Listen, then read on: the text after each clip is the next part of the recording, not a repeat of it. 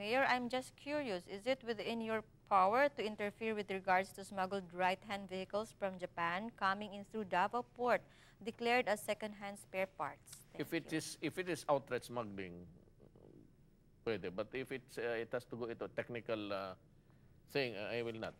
Pero talagang masama 'yan. Yung right hand tapos ilipat mo. Alam mo sa totoo lang, there's a for those on the right hand to the left hand, meron yang kit talaga. It's called a kit actually, but it's a big one. Na standard talaga yan. Pero kung yung conversion na ayos-ayosin, man, delikad. Sus, Ginoo, kung maraming disgrasya dyan. That's the cause of so many accidents. Yung inato sa Bisaya, pa, those, what would be the correct translation of that? Those conversions done not in accordance with specifications.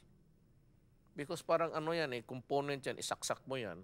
So, nandyan yan, it's a kit actually. So, make it, it's complete. You tighten the bolts there, pero yung gawa mo sa loob, you tinker with the entrails inside, anak ko.